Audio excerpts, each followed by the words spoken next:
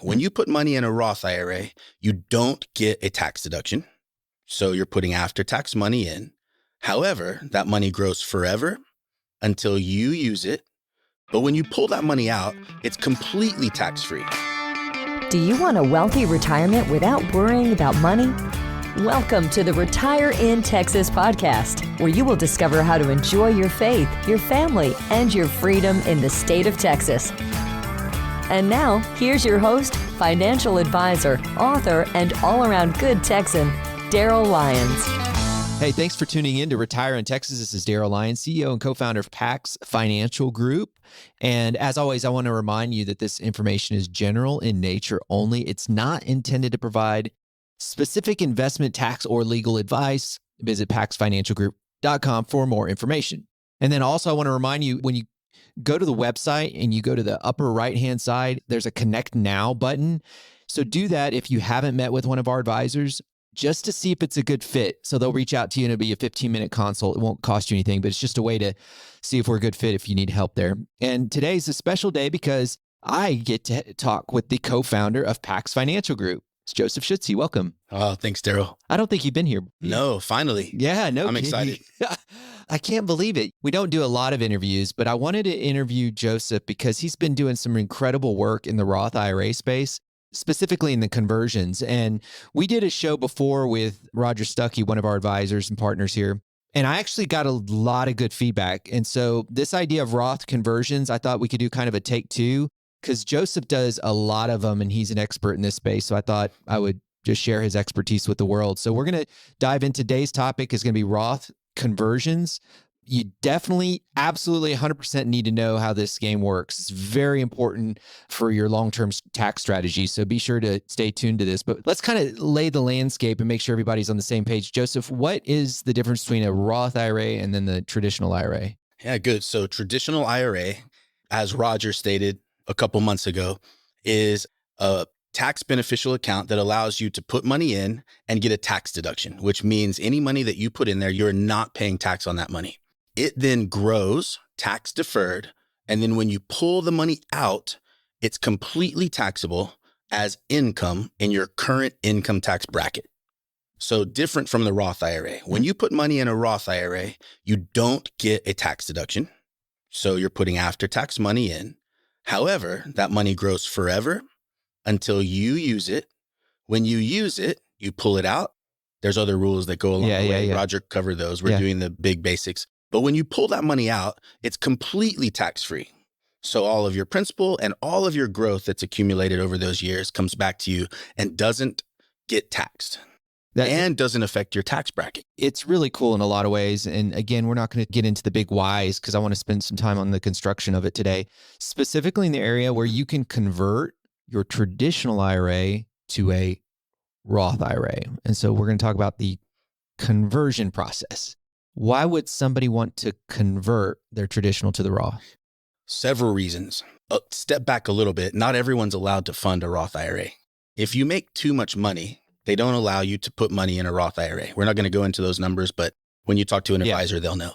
So if you can't fund a Roth, you spend all of your time funding traditional assets. Your 401k traditionally is traditional, pre-tax, pushing forward all these tax dollars. So at some point in the future, if you want some of your retirement to be tax-free and you didn't get to fund a Roth IRA, you must take time to convert. So why would you convert? You would convert because you want future tax-free dollars, either for your retirement plan or for inheritance for your heirs. Yeah, we'll get to some of the strategies there. So some people want to convert, but the timing matters. So when's the best time to convert? In general, in broad terms, the best time to convert is right now. And I use that loosely. They say, when is the best time to plant a tree? 20 years ago.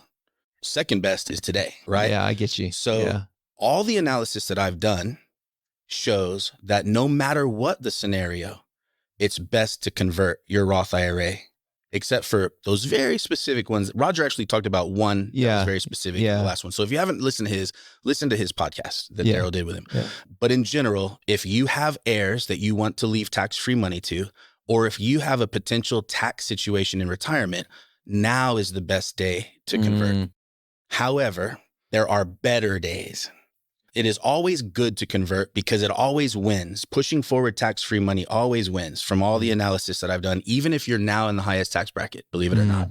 But there is ideal. When is the ideal time? Well, there are some opportune times, like if the market drops 15, 20%.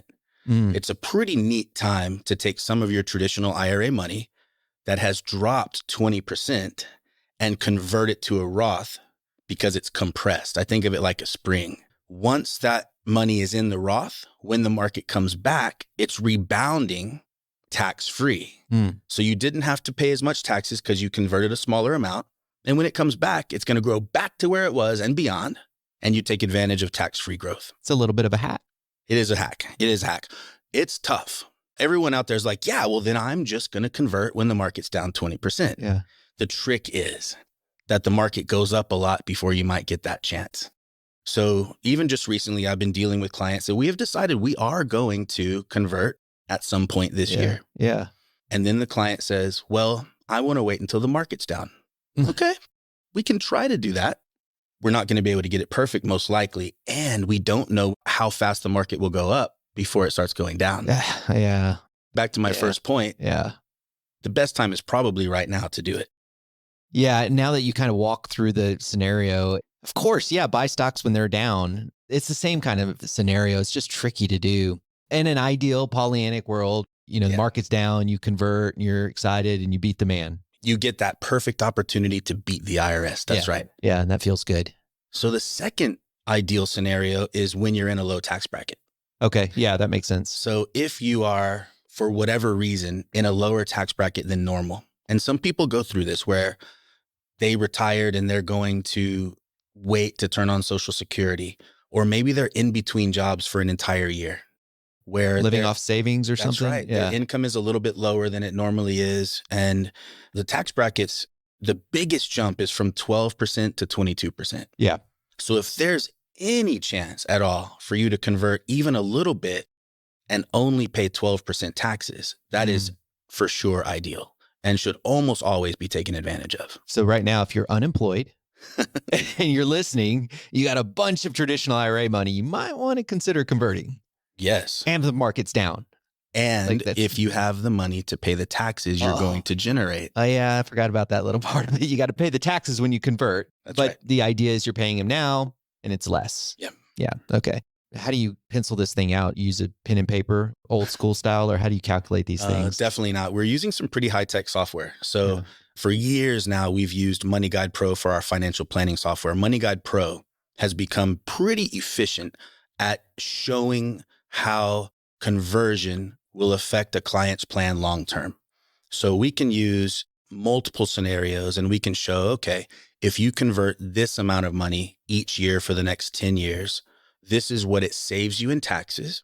And this is how much of your money will transfer to your heirs tax-free that was going to be fully taxable if you had not done it. So that's really neat. It's really, really good at that.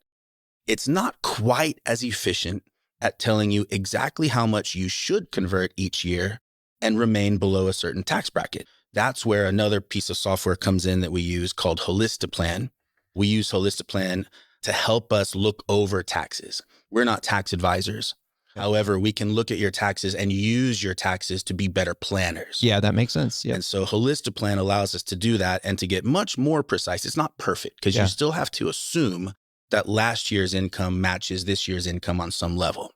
But if it does, then we can get really precise on how much you can convert and remain below the tax bracket that you want to remain. It's actually a really cool strategy. I kind of geek out on the tools. And so I think about both of them, how they work together harmoniously. Well, you've done years of research on those tools, Darryl. Thank you for bringing them to us. Yeah, I don't know how to turn them on anymore, but I do like the outputs. But yeah, you and your team, y'all work on that together. How did the CPAs get involved with this stuff? Because for years, this was supposed to be the CPA's job. And the market's been strange because there's fewer CPAs, but more people that need tax planning than ever before. So how do they play a role in your conversion conversations? CPAs are really important. And generally, I will get the client's CPA involved almost every time, as long as they're willing. And the difference between what a CPA does and what a financial planner does is their perspective. A CPA has the perspective of this year and last year, generally, whereas the financial planner has a perspective of this year and every year beyond for the rest of your life and the next generation. So that perspective is slightly different. Once you have a good relationship with a CPA and you're on the same page, and the client has a good relationship with the CPA and is not judging the CPA on how little taxes they are going to pay right now, because that's typically what a client is judging their CPA on. I love my CPA. He got me a big refund. He saved me so much in taxes. Yeah. Yes, at what expense? Yeah. A pretty large potential expense as you are transferring that money to your heirs later on in life. So once we're in good relationship with a CPA and the client and CPA relationship is good, CPAs are extraordinarily talented and are a big help. And so what we do is we say, hey, we're not trying to be so safe in protecting from taxes this year. We want to use X tax bracket, whether that's 12 or 22, and we want to convert as much as we can in that tax bracket. Here's all the data. CPA, please confirm that we're okay converting $80,000 this year. And what will the tax hit be as you're projecting that out? That's really the best symbiotic relationship, because they're kind of double checking, saying, okay, I get your strategy. I'm singing from the same sheet of music. Let me just double check. And then everyone gives a thumbs up and there's no surprises, generally speaking. You kind of have to have a partnership there. You can't have an adversarial relationship because they're going to be trying to protect their own area and you're trying to protect yours. Yeah. And I find that for the most part, to your point, most of them are pretty good to work with. Oh, for sure. Yeah. Every now and again, you get cranky old CPA, been there around 80 years. I don't know what your boys are doing. That's just something to overcome through relationship. Yeah, that's right. Overall, working with a CPA and the advisor in a collaborative process, thinking through both taxes in the short term and long term, it's really a beautiful relationship. So as we kind of close this out, I'd like to know if you do a lot of Roth conversions. You alluded to it earlier for inheritance and legacy planning. What's the benefit there? I want to tease that out just a little bit more. Yeah, I would say two main benefits of Roth conversion. One, required minimum distribution avoidance. So you are creating a tax time bomb if you're putting all of your money in traditional IRAs. You are.